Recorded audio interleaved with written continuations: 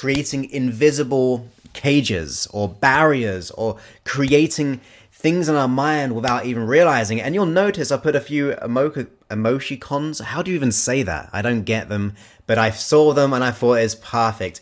And unfortunately, it was one of those things in history which happened as an experiment, which I'm sure you would not be allowed to do today. But the idea and the metaphor behind it, it might even be an urban legend for all I know. Let's just pretend it is, because it's not always the nicest. But it's really important to understand this as a mentality, though, to wake ourselves up out of creating invisible barriers from ourselves, our own invisible barriers, and of whether it be of self-doubt, of negativity, of lack of confidence, of lack of opportunity, lack of money in the world, lack of happiness, lack of potential partners out there, to stop building this lack and stop building these cages, okay? Because it's so easily done. So here's the analogy for you, which, like I said, it's not a nice one, but it's one which is going to be very vital for us to know about. So this is what the urban legend was. There was an experiment where they put 5 monkeys in a cage, right? And there was a ladder and there was a banana at the top. And what happened was, of course, when they put 5 monkeys in the cage, one of them was going to climb up the ladder, right? So the one climbs up the ladder, and as soon as the monkey gets a banana, the others get squirted with cold water. Now, of course, horrible, not cool at all. So bear with me with this analogy, this experiment, which so supposedly happened. I don't think it did. I think it's an urban legend, but it's a great analogy. So it happened again, and every time there was a banana there, the one monkey which got the banana, the others got cold, fresh, of all this horrible frozen water. And of course, they were very annoyed by this, as you would be too. And it happened and happened and happened, where to the point where every time one of those monkeys tried to climb up that ladder to get the banana, then the other monkeys were trying to fight the monkey trying to get it, because they didn't want to get squirted with cold water. So of course they're going to try to pull that monkey down from the top of that cage because they didn't want that. So what happened, that continued to happen, where in the end none of the monkeys tried to get that banana. So bear with me, there is an end to this metaphor very soon. But what happened next was this: they took out one of the monkeys from that cage and they put in a new one. And of course, the new monkey goes up the ladder and suddenly all the monkeys jump on that poor little monkey, because he didn't know that there was going to be water there that was squirting all the others. He was just focused on that. And then what happened was they took another one of the monkeys out and put a new monkey in, and the same again, until there was no more of the original monkeys who experienced the cold water. So what happened? This is vital. What happened was this: none of the monkeys ever went for the top of a ladder, because every time they thought about it, they were being beaten up and attacked, right? But these new monkeys in that cage didn't know about the water. That was the previous monkeys which experienced that. You see, they were taught that every time, if anyone was going to go up that ladder, they would attack that monkey. They would attack that chimpanzee or whatever animal. I think it was a chimpanzee actually, but they would attack it. And even despite having experienced the cold water, it was what they were taught. It was what they were taught that they'd seen ever since they got took into that cage with the 4 other monkeys. They would always be attacked. Now, what was interesting is, as I said, they did not experience any of the cold water, none of them in the last set of monkeys. It was just they were taught that every time they go up that ladder, they would get sprayed with cold water.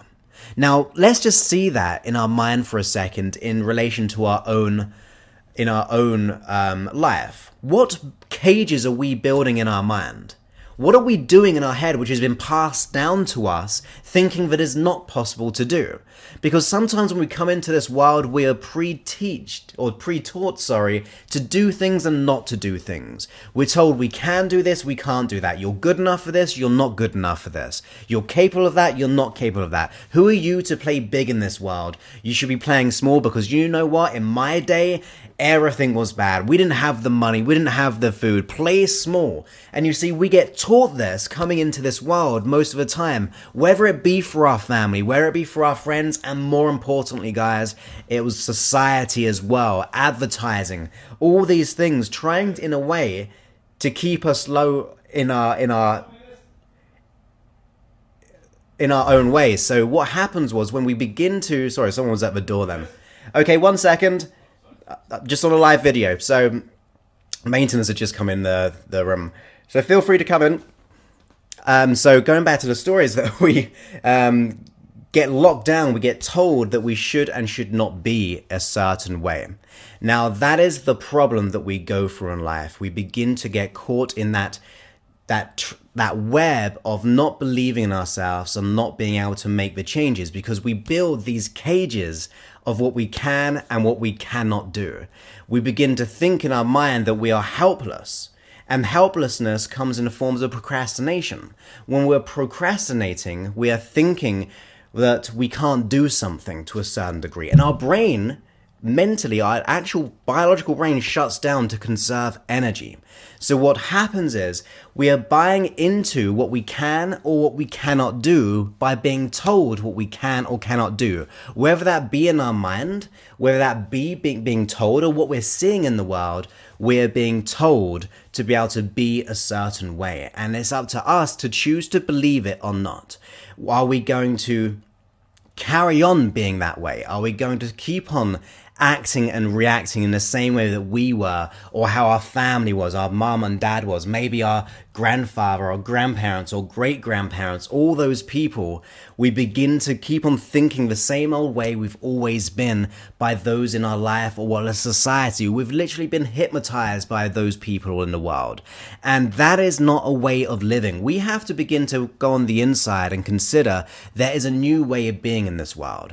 There's a way that you can actually make changes and create the life that you want, to do what you need to do. And the idea is to allow your voice, your inner voice, to be bigger and bolder than the outside voice. Now that can be hard, but imagine this as an analogy as well. When you start making changes, it's like pushing a boulder up a hill. It's very hard at first. You get higher and higher, you're getting more and more tired, it feels like a struggle, you're losing your energy, but then you get to the peak. When you get to the peak, it gets easier, because now it's going down the other side, and that is where momentum begins to expand upon. The momentum begins to grow, and that is where your mind starts to thinking more positively. It begins to see the possibility of what is around us in our world. It begins to look for more things and allows us to be more capable in what we do and how we can do it. So what we have to do is get the realization that we can either be in this invisible cage of what we can or cannot do, or see the truth. To see the truth that we are far more than that we're far more capable than that, we can actually look on the inside and think, look, does this match my values? Am I worth more than this? Is this my belief or someone else's belief? Is this something that is applicable to me or not applicable? Is it something that is truth or lack of truth? Now you'll know by what your heart says, if it resonates with you. If you look deep enough, you'll notice that if it's true or not, and you'll usually figure that out very quickly. Yes, we've been programmed with all these other cages in our mind by what we can do, all those ladders and so on, but we have to begin to go beyond that and look on the inside and see what we have to do to be the way we want to be. We have to look on the inside and go, look, am I more than this? Is this something that I've created in myself or I've chosen to take on unconsciously? You see, we have to meet the issue where it lives. We either have to see it as truth and be that way all the time, or we begin to, yeah, sure, go for it. And as we either think that's true or not true, we then have to go, what am I going to do because of that? Am I going to be different? Am I going to look for answers? Am I going to ask different questions to myself and other people? Am I going to go for my dreams? Am I going to take massive and inspired action? Am I going to do whatever it takes? Because let's put it this way, many of us won't do this. And that's the difference between us and them, because some people don't believe in that. They have been hypnotized. Now I'm trying to reach as many people as possible. But of course, not all this information, whether it be mine or other people's information, is always in their mind. They've got to seek it out some of the time. Now, the difference between us and them is that you have this knowledge. Not many people in the world, I think, have woken up to the fact that we have built these cages of confinement in our mind, of stopping us, of getting us to where we want to be. We kind of tend to believe that life is meant to be a different way. Well, that's how I think we are thinking right now, that there is something more to what we just have right in this moment. That we are more than our past. We are more than the decisions that we've made, consciously and unconsciously. But like I said, many people don't have that knowledge. And the difference between actually not having the knowledge is an excuse, really. I mean, that's a good excuse. If you don't know, you don't know. But the difference is for us is we do know this now, because maybe I've told you and you think, yeah, that's absolutely true, Joseph. I'm going to try this out. Or you might discard it and that's fine. But if you believe to what I've just said to be true, to a certain degree, it might be a bit out there, it might be a little bit completely fine in every way. But if you know this as a level of truth, if it resonates with you, if you think, yeah, this makes sense, especially with the analogy I gave you, that maybe we've been with the monkeys and so on, maybe we have been gone through many experiences and we've got us to this point. But if we've woken up to this fact, this knowledge right now, it's on us to do something about it. We ultimately have no more excuses. Our only excuse to be okay as to where we are right now. And that is fine as well. I mean, I don't take on all my clients. I don't take on everyone in Mind Mastery. I do not do that because I want the right people. I might task them and say, look, if you do these things, then come back to me because I want to make sure your head's in the right place, that you're willing to invest time in this process, working with me as an individual or in that group setting. But we have to get our mind in that position that something has to happen. That we are either believing in the invisible barriers, which are perceived. And think about this, Rab. These barriers, these cages we've built around us, they're invisible. They might feel real to us because of the beliefs we've created to cement those in our life. But they're subjective. Not everyone has them. They cannot be a reality. They can be a reality for you because it's your experience, but it's not necessarily my reality or your next door neighbor's reality or the person you work with's reality. So that means it's subjective. It's based by experience as to who we are and what we actually want to do. So we have to get our mind into that position that, are we going to believe this to be truth and what are we going to be doing about it? So you take action on it. You start to educate yourself. You start to educate your brain. Like I said, our brain begins to shut down when we procrastinate, when we're hesitating and taking action. Now, sometimes when we're hesitating about making big changes in our life, when it comes to our confidence, because by the way, if you have anxiety or low self-esteem or limiting beliefs, that's part of the issue. You doubt that things may work for you. You might think it works for other people. But we sometimes have to take that leap. We have to take that leap of faith that we're going to do whatever it takes, especially if it's a message which resonates with you. Like I said, if it's a book, a movie, a song, a podcast, a video, whatever it is, if it resonates with you, do whatever it takes, get the support, start to invest in that time and to listening to free stuff or to paid stuff or watching YouTube videos of other people, people have made it as to how you want to be. When we start to do this, we'll start to make the changes and we'll begin to go through that invisible barrier as to who we're going to be, how we're going to be in this world. We can step up or we can stay the same.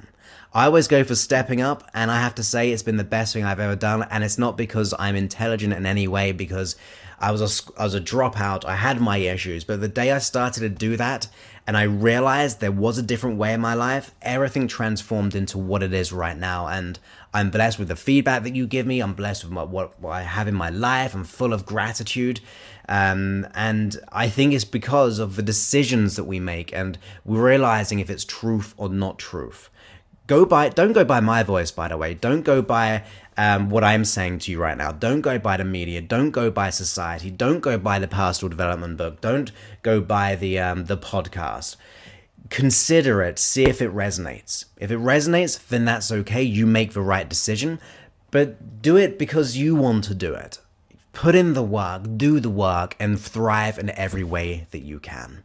So I'm going to keep it short right now. I hope you enjoyed that in every way. If you are, go ahead and give me the likes on Periscope, or the hearts on Periscope, and share if you can. And on Facebook, go ahead and leave me a comment and just let me know how you're getting on. So you guys are awesome, and I hope to be back tomorrow on another live video for you. So have the most wonderful day, guys, and just know you are worthy, and go beyond those invisible barriers, because they are just hallucinated and created in the mind. And if they are that way, we can undo them with our mind. Okay, so I look forward to speaking to you soon. Okay, many thanks. Goodbye.